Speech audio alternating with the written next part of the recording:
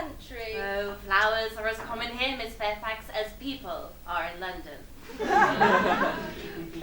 I cannot understand how anybody manages to exist in the country, if anybody who is anybody does.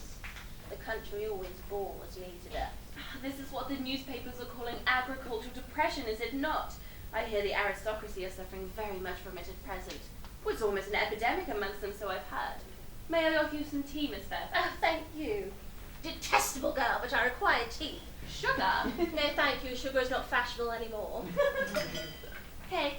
Or bread and butter? Bread and butter, please. Cake is rarely seen at the best of houses nowadays. Hand this to Miss Fairfax.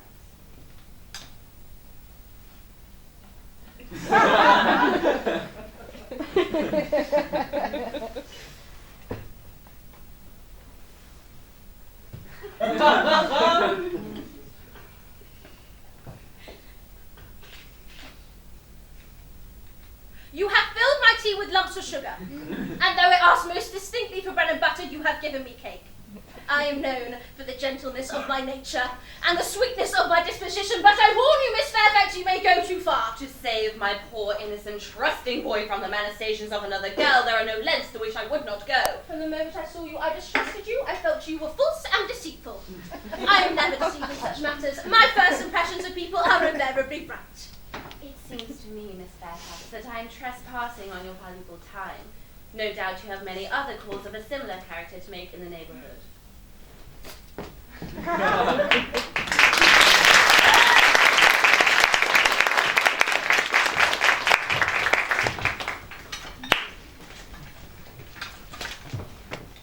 At a friend's soiree, the Duchess is gossiping with her toy boy Tony. She wants her love. She wants his love. He wants her money and a car. He really, really wants a car.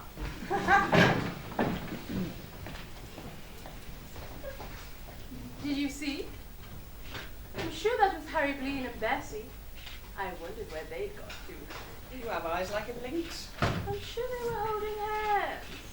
Well, looks as if she's worked it at last. Oh, I don't know about that. Looks as if he's worked it to me. She isn't such a catch as all that. If I were a pair, I'd sell myself for a damn sight more than 8,000 a year. Tony, don't stand so far away from me. Come, sit beside me on the sofa. I say, I've been speaking with Blean about two-seaters. Oh? He says I can't do better than to get a Talbot. I don't see why you want your own car. You can always use one of mine. That's not quite the same thing at all. After all, it wouldn't cost much. I mean, I can get a Ripper for just over £1,200 with a really smart body. You say £1,200 as if it is nothing. Well, hang it all, it isn't anything to you. What? With income taxes and whatnot? No one understands the strain I'm under. If one has money, one's meant to be made of it. But what they don't understand is that if one spends in one way, one cannot spend in another. It cost me £7,000 to redecorate my home.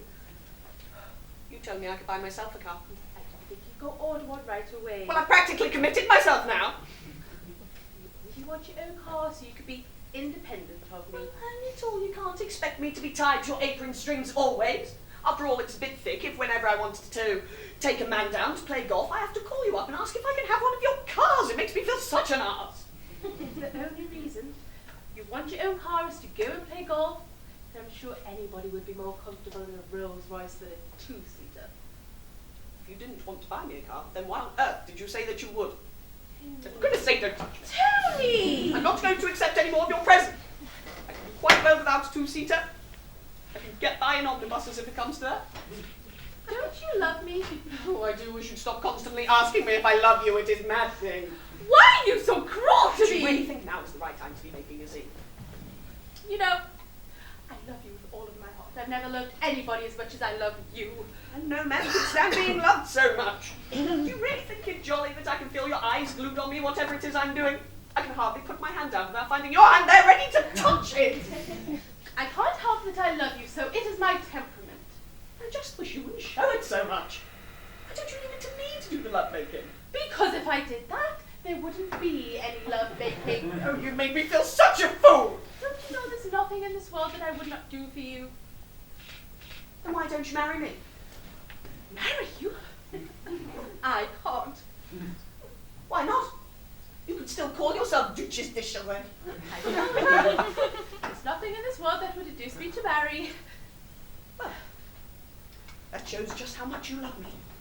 Marriage is so middle class.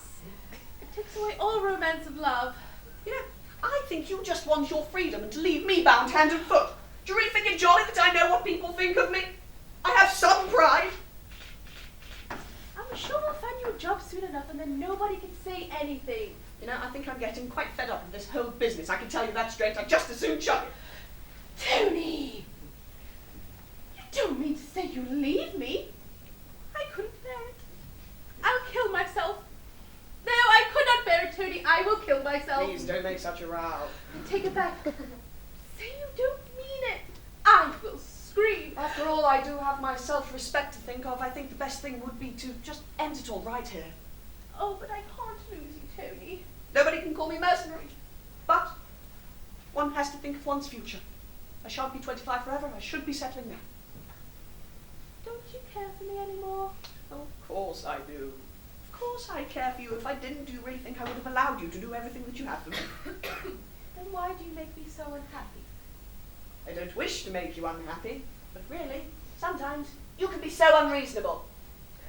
You mean about the car? I wasn't thinking about the car You then! can have the car! I don't want the car now! Tony, please, don't be so ungrateful. I'm not going to accept any more of your presents. Tony, I'm sorry for being unreasonable about the car. You can have the car. I'll write you the check tomorrow. Tell me, what was the body like? Oh, it's a torpedo body, if you must know. And you'll take me for rides in it sometimes? No, I say you are awfully kind to me. Kiss me.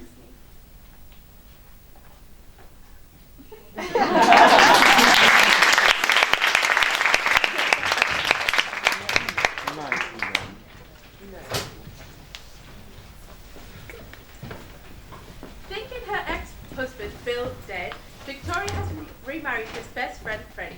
In this scene, after having enough of Victoria's unpleasant ways, Freddie has a surprise for her.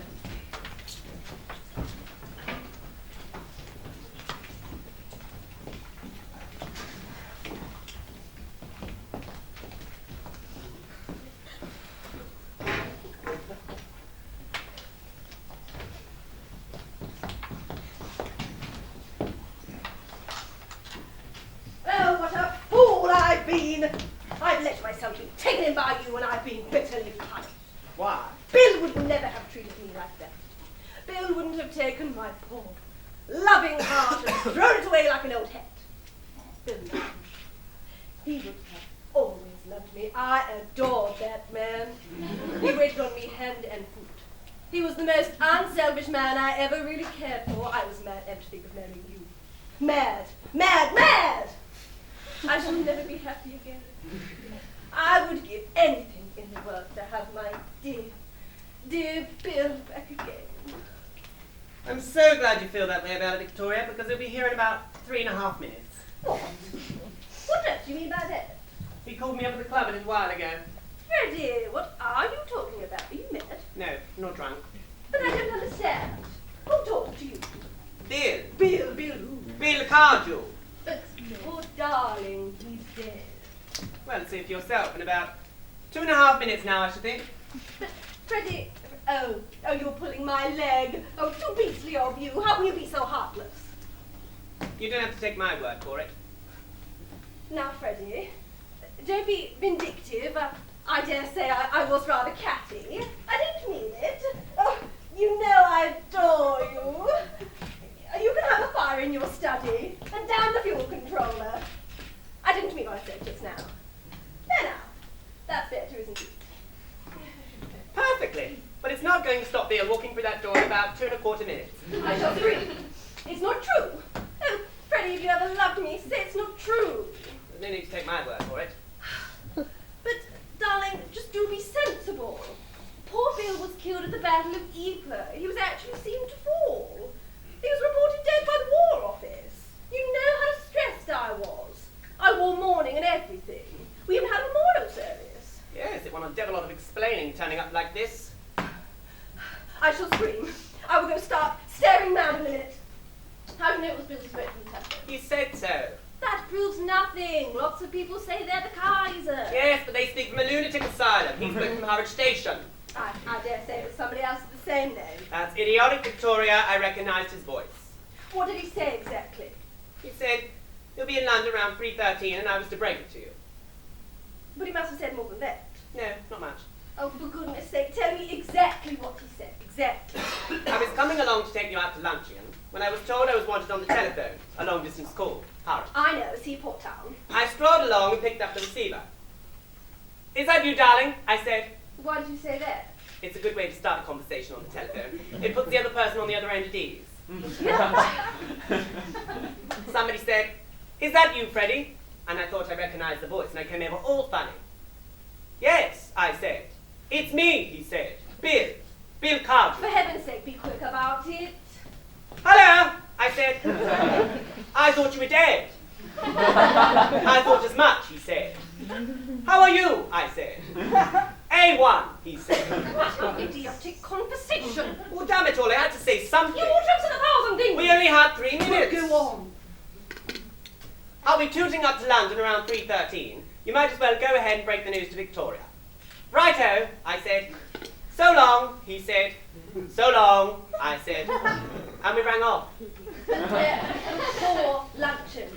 Why didn't you come at once and tell me? To tell you the truth, it's a devilish awkward position for me, Victoria. For you! And what about me? After all, Bill is my oldest pal. He may find it rather funny that I married his wife. Funny! On the other hand, he may not. Why didn't you tell me the moment you came in instead of talking about heaven knows what? It's a difficult thing to talk about. I was trying to slip it in casually, don't you know? Wasting precious time. Victoria, you don't mean to say that making a scene is ever a waste of time. Well, now I haven't got a chance to decide on anything. I haven't even got time to put a frock on. What the deuce do you want to put a frock on for? After all, I am his widow. I only think it'd be nice for me to be wearing mourning when he comes. What did he say when you told him? When I told him what? How can you be so stupid? When you told him you and I were married. Well, I didn't. Do you mean to say that he is coming here under the impression that I'm his wife? Why, naturally. But why on earth didn't you tell him at once? It was the only thing to do, surely you see that? Well, it didn't strike me at that moment. Well, someone must tell you. And I've come to the conclusion that you're just the best person to do that, Victoria. Ah. Do you think I'm going to do all your dirty work? Well, I don't think it will come good from me. I'm not going to deal my darling Bill this bitter, bitter blow. It's jolly good he's alive, isn't it? Whippy. I am glad, aren't you? Yes, awfully glad. You're doing the right thing, Victoria. I don't really think that's my province. Darling, you've got so much tact. I've never met anyone in the world who can deal with such a delicate situation as you can. You're so sympathetic, and you've got a wonderful tendency. I don't think you've got hold of the right line at all. There's only one way to manage a thing like this. You simply take him by the arm and say, "Look here, old man, the fact is..." Victoria, you don't mean to tell me that you're going to give the chance of missing the chance of the biggest scene you've ever made in your life? Now look here, Freddie. This is the only thing I've ever asked you to do for me in my life. You know how frail I am. I'm not feeling at all well. You're the only man I have to lean on. No, Victoria, I won't. Damn you! By George, it's here! Oh, I have a feeling powder in my nose. Fortunately, I have no personal vanity.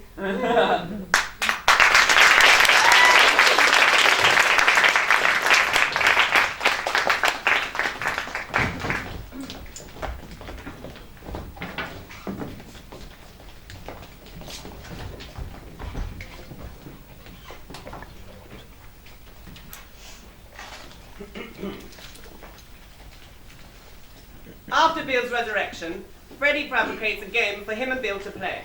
The game decides which man will be lucky enough, or unlucky enough, to win the heart of Victoria. The situation is intolerable. I must have one husband. There are a lot of ways in which a husband is indispensable, but only one I cannot and will not have two. I have an idea. Sure to be a rotten one. Let's draw I lots. knew it was a rotten one. What do you mean, Freddie? Well, we'll take 2 pieces of paper and put a cross on one of them. Then we'll fold up the 2 pieces of paper and put them in a hat. We'll draw, and whoever gets the cross gets Victoria. That would be rather thrilling. I'd sooner toss for it. I'm lucky at tossing. You mean to say You funk it? I don't exactly funk it. It's an awful risk to take. It'll be so romantic. Get some paper, Freddie. All right. Oh, I don't like it. This isn't my lucky day. I saw the new moon through a glass. I knew something was going wrong from the moment I opened my egg this morning. Whoever draws the blank renounces all claim to Victoria. He vanishes from the scene like a puff of smoke. He'll never be heard of again. I don't like it. I repeat that I only do it under protest. Now, Bill, don't go and be disagreeable the moment you'll come back. You have plenty of time for that over the next 40 years. You seem rather above yourself, Freddie. Suppose you draw the blank. I saw a dappled horse this morning. What shall we put them in? The waste paper basket is the best thing. Right! Now you quite understand. One of these papers has a cross on it. I will put the 2 pieces of paper in the basket. Victoria shall hold it. We'll draw, and it is agreed that whoever draws the cross will leave the house at once. Yes. Here you are, Victoria. Shaken well. All right. I say, isn't this thrilling? You go first, Bill. No, I can't. I really can't. It is your right.